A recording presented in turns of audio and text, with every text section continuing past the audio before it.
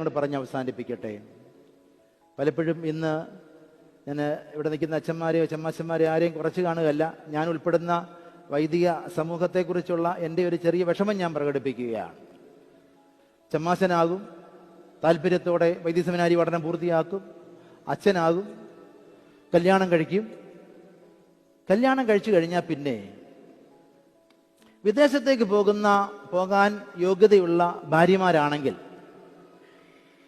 വിദേശത്തേക്ക് പോയാൽ അച്ഛന്മാരും കൂടെ പോകും.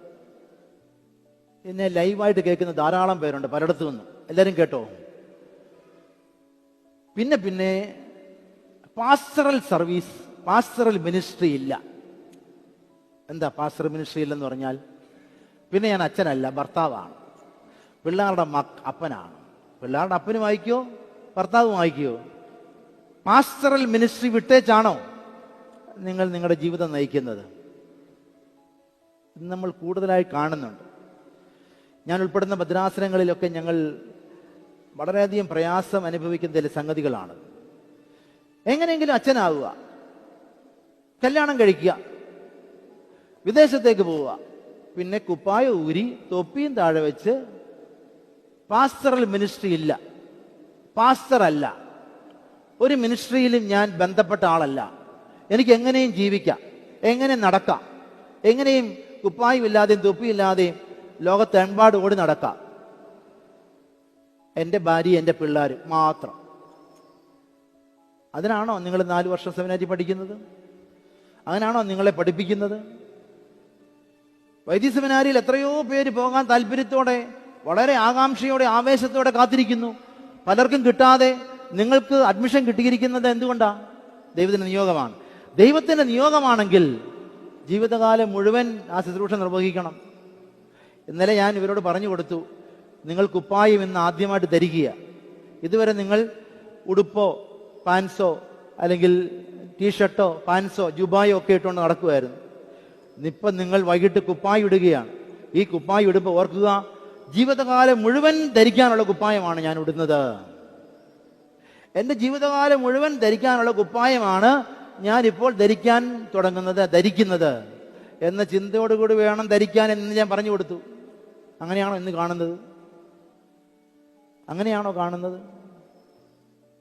സഭയുടെ തലത്തിൽ വളരെ സങ്കടത്തോടെ പറയുകയാണ്, പൗരോഹിത്യ പദവിയിലേക്കും സ്ഥാനങ്ങളിലേക്കും ഉയർത്തപ്പെടുന്നവർ പാസ്റ്ററൽ മിനിസ്ട്രി, പൗരോഹിത്യ ശുശ്രൂഷ നിർവഹിച്ചു വേണം ജീവിതാവസാനം വരെ ജീവിക്കാൻ.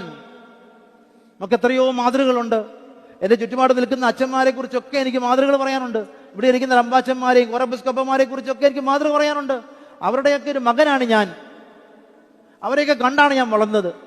പക്ഷെ ഇപ്പോഴങ്ങനാണോ?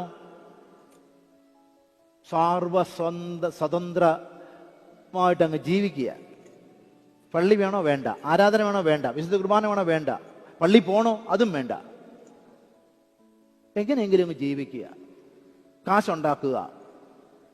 പൗരോഹിത്യ സ്ഥാനികൾ പൗരോഹിത്യ സ്ഥാനം നിർവഹിച്ച് മാത്രമേ പര്യവസാനത്തിലെത്താവൂ. നമ്മൾ പെന്തിക്കോസ്തി ശുശ്രൂഷയുടെ 3-ാം ഭാഗത്ത് 3-ാം പ്രൊമിയോനിൽ അവസാനം ഒരു വാചകം വായിക്കുന്നുണ്ട്, നിനക്ക് വേണ്ടി ജീവിച്ച് നിനക്ക് വേണ്ടി പര്യവസാനിക്കുവാൻ ദൈവമേ ഞങ്ങളെ യോഗ്യരാക്കണമേ. എന്താണ് ആ വാചകം? ഞാൻ പലപ്പോഴും കഴിഞ്ഞ ആഴ്ച പെന്തിക്കോസി ആയിരുന്നല്ലേ, കഴിഞ്ഞ മുമ്പത്തെ ആഴ്ച പെന്തിക്കോസ് ശുശ്രൂഷ നിർവഹിക്കുമ്പോൾ 3-ാമത്തെ പ്രമേയം വായിക്കുമ്പോൾ ഈ വാചകൻ ആവർത്തിച്ച് വായിക്കും. എന്താ? ദൈവമേ നിനക്ക് വേണ്ടി ജീവിച്ച് നിനക്ക് വേണ്ടി പര്യവസാനിക്കുവാൻ. എത്ര മർമ്മപ്രധാനമായ പ്രാർത്ഥനയാത്! നിനക്ക് വേണ്ടി ജീവിച്ച് നിനക്ക് വേണ്ടി പര്യവസാനിക്കുവാൻ.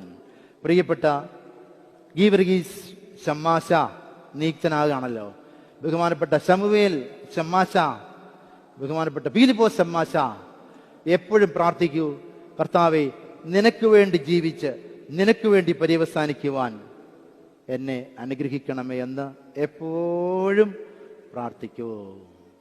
നിങ്ങൾക്കെല്ലാ അഭിനന്ദനങ്ങളും അറിയിക്കുന്നു. നിങ്ങളുടെ മാതാപിതാക്കൾ ഇവിടെയുണ്ട്. മാതാപിതാക്കളെ പ്രത്യേകം അഭിനന്ദിക്കുന്നു. അവരെ ദൈവവേലയ്ക്ക് വേണ്ടി കൊടുത്തതിന്, സമർപ്പിച്ചതിന്. അതാത് പള്ളികളിലെ ഇടവക വികാരിമാരുണ്ട്, മുൻ വികാരിമാരുണ്ട്. ഇവിടെ 2 ഭദ്രാസനത്തിലെയും അച്ഛന്മാർ ഇവിടെ എല്ലാവരും ഉണ്ട്, സെക്രട്ടറിമാരുണ്ട്, അച്ഛന്മാർ പ്രതിനിധികളായി വന്നിട്ടുണ്ട്, ധാരാളം പേര് ഇവിടെ ഉണ്ട്. റമ്പാച്ചന്മാരുണ്ട്, കോർപ്പിസ്കോപ്പന്മാരുണ്ട്. ഈ ജനസമൂഹം മുഴുവൻ നിങ്ങൾ ക്ഷണിച്ച് വന്നവരാണ്. അവരുടെ എല്ലാവരുടെയും നാമത്തിലുള്ള അഭിനന്ദനവും മംഗളങ്ങളും ആശംസകളും നിങ്ങൾക്ക് നേരുന്നു. ദൈവം അനുഗ്രഹിക്കട്ടെ. പരിശുദ്ധ റൂഹ കൂടുതലായി നിങ്ങളിൽ പ്രവർത്തിക്കട്ടെ എന്ന് പ്രാർത്ഥിക്കുന്നു.